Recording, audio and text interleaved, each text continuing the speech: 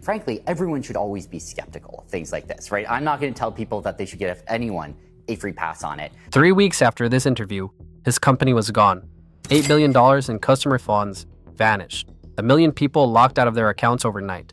The US Senate would call it one of the worst financial frauds in American history. But that isn't the story worth telling. The fraud is the ending. What came before it, the strategy, the donations, the legislation, the persona, that's the part nobody has named out loud. He wasn't just stealing. He was building a monopoly, and he was using the United States Congress to do it. By the end of this, you'll understand exactly how a 30-year-old in a wrinkled t-shirt became one of the largest political donors in American history. Not to see the world, to own the market. You understand why the man who destroyed him wasn't a regulator or a prosecutor.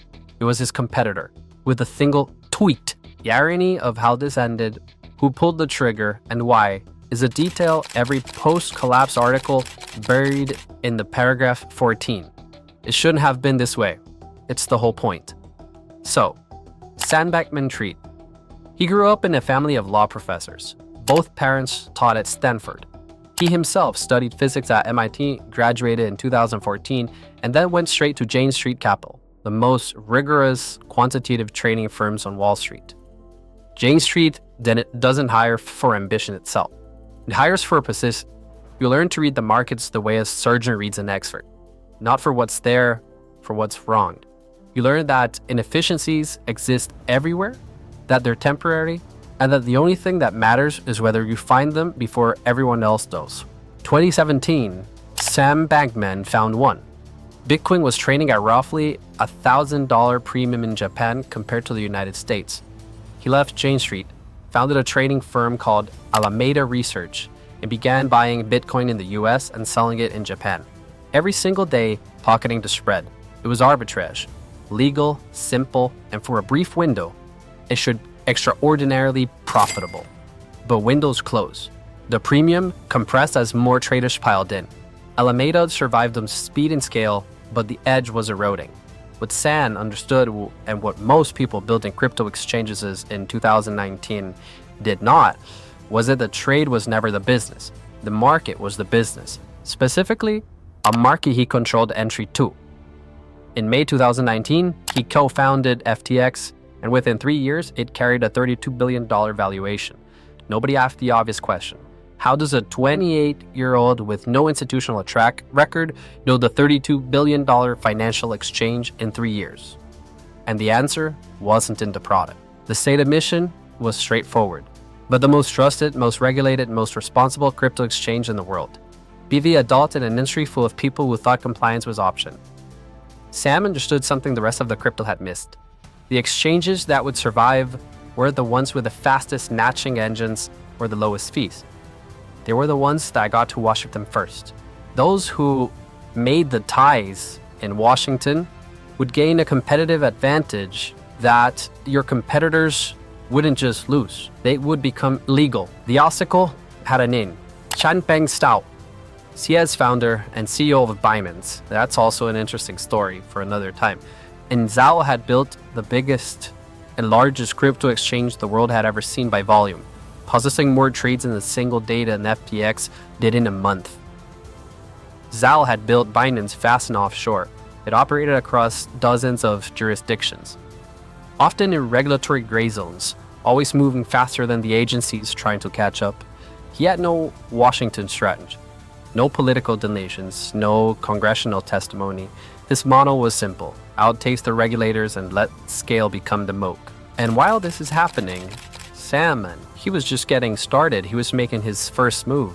He was making his first attack towards Binance. Through Zhao's regulatory exposure, active investigations by the DOJ, the CFTC, and FinCEN, that meant that any legislation requiring crypto exchanges to formally register with a US regulator would be a bill Binance could not comply with. And again, Zhao wasn't just a competitor, he was the target. What followed was one of the most aggressive regulatory capture plays in recent American financial history. It was nearly invisible while it was happening. That was the whole point. And that's where the story actually gets interesting. This wouldn't have been possible if the persona never existed. And Sam didn't look like a man engineering a monopoly.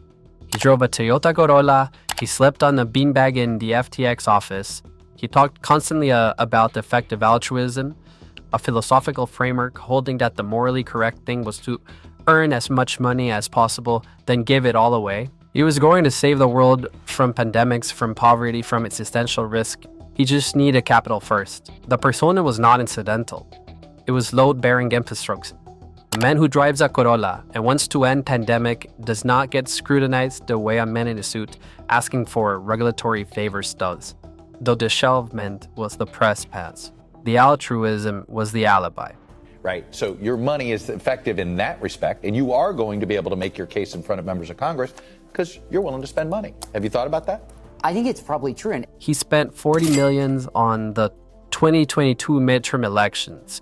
That made him the fourth largest individual donor in the entire cycle, behind only George Soros, Ken Griffin, and Richard Willane. A crypto exchange founder in his late 20s was now in the same sentence as the most powerful political donors in America. Now what you're seeing is the Federal Election Commission's public record of his contributions. $40 million disclosed in a single election site. Scroll through the recipient list and you will find something specific. A concentration of donations to member of the Senate Agriculture Committee, not the Banking Committee, not the Finance Committee, Agriculture. You make it make sense. Because the Senate Agriculture Committee, under Senator Debbie Stabenow and Senator John Boozman, was a committee drafting the legislation that would determine who got to run a crypto exchange in the United States. He wasn't donating to politicians. He was investing in the committee and was writing the rules for his industry. Now, as he was presenting himself to the world as this super moral guy for the greater good, I have a duty as a member of the industry to try and get us regulated, to try and move the industry in a more responsible direction. And I think that requires engagement. I think it'd be irresponsible of me not to engage, with Capitol Hill, with regulators. And the things that I've been arguing for are more regulation for the industry. The legislation his team had been working on was called the Digital Commodities Consumer Protection Act, the DCCPA. It would have removed crypto regulation from the SEC to the CFPC, a shift the industry broadly wanted. But the bill had a specific requirement buried in its language, and here is where it gets interesting. Now you're seeing the DCCPA bill text, and as you see, to operate legally in the United States, an exchange would need to register as a registered digital commodity exchange with the CFTC. Registration required demonstrating a clean compliance history with U.S. financial regulators. No active investigations, no outstanding enforcement actions, no history of operating outside regulatory frameworks of the U.S. market. And Binance, well, they had all three. Active DOJ and CFTC investigations, a FinCEN inquiry, years-long history of serving U.S. customers from offshore entities, specifically to avoid U.S. regulatory oversight. And the bill that Sand called the Consumer Protection, well, structurally, it was a bill, but a bill Binance cannot survive. Not because of its fees or its technology, but because of its past. And at that moment, Sam, who was testifying before Congress, donating to the committee writing the bill, and running an exchange with a secret backdoor that allowed his personal trading firm to draw on customer deposits. The custom was working perfectly. On November 2, 2022, the journalist at Coinbase published a story about Alameda Research's balance. The numbers show that Alameda's primary asset, the thing anchoring the firm's entire solvency, was FTT, the token that FTX itself had created an issue. Alameda was solvent only as long as FTX's own token held its value. It was circular, it was fragile, and now it was on the front page. So imagine being Sam. You come from giving a testimony in front of Congress, in front of millions. Now your whole position is revealed to the market. I would not have been able to sleep. I'll tell you that for sure. And 4 days later, Zhao posted a tweet.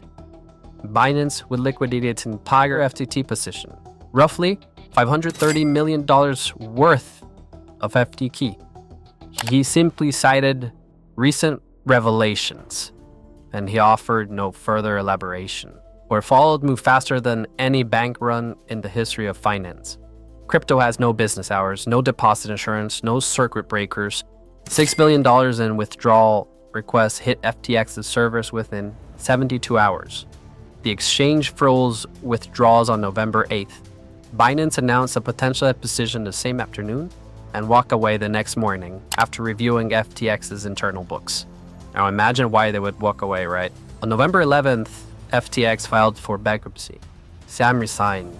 John Ray III, the restructuring specialist who had overseen the liquidation of Veridicus, very interesting company as well, was brought in to manage what remained. Now you're seeing FTX's bankruptcy declaration. $8 billion in customer funds were gone. They had moved through the back door from FTX customer accounts through Alameda Research into trades that had gone badly wrong. The money had been used as a collateral, then as operating capital, and as a buffer against the losses that kept compounding until there was nothing left. The men who had testified before Congress about protecting customers had been moving their money to their personal trading firm the entire time. After the collapse, Sam kept talking. He gave interviews from NASA, but he posted on Twitter. He said he hadn't understood the full picture. He said systems had failed. He said it was a mistake, not a decision. You made your money in some ways by finding a loophole, right? And in the exchange rates and how the exchange system, and you saw something was missing. I'm curious now, bringing a fresh set of eyes to how campaign politics works, to how the funding mechanisms work. Have you found this sort of gaping hole, flaw, or loophole that you're like, how come nobody else has noticed this? So to the extent that I have, I think what it is people are just not engaged enough in policy. Position to take in front of news, but sure. And that's why 3 weeks before everything collapsed, he had been asked directly whether he had found a loophole in the American political system. He deflected. Voter disengagement, democratic participation. He never acknowledged what he had actually identified and exploited. That the regulatory process itself was so open to capture. That the people writing the rules were accessible to anyone willing to spend enough to get in front of you. The custom never came off. Even in the wreckage, the performance continued. In November 2023, a jury found Sam Bankman-Fried guilty on all 7 counts. Fraud, conspiracy, money laundering, you name it. In March 2024, a federal judge sentenced him to 25 years in federal prison. The VCCPA collapsed with FTX. The legislation was never passed. The regulatory framework it would have created, the one that would have required formal US registration, and the one that Binance could not have cleared, was never written into law. Biden survived. Saud himself pleaded guilty to anti-money laundering violations in November 2023, and that only given 4 months. He served his time and was released while Sam's trial was still running. The political donations were all around. Candidates returned the money. The senators who had praised Sam's in committees, hearings, moved to other priorities. And what the collapse left behind was the mechanism. Fully visible now that the performance was over, what remained was a 30-year-old who had spent $40 million in a single election cycle to position himself as the author of his industry's regulatory future. He had wrapped in the language of pandemic prevention and consumer protection, and he had come closer than most people realized to pulling it off. The VCCPA had real momentum, serious co-sponsors, a genuine path to passage. The fraud didn't make the strategy wrong. He made the strategy impossible to finish, and he ran out of time before the legislation passed. The question the jury answered was whether Sam Bankman-Fried committed fraud. And you and I know he did. But the question worth sitting with is different. How many versions of this are still running? Or the person lobbying to write the regulation is the person the regulation is designed to protect? Where the language of the consumer protection is the cover story for market elimination? Because that question doesn't really have a verdict. It has a mechanism. And now you know what it looks like. So if you did like this video, make sure you hit that like button, send us a comment. Take care, guys. Peace.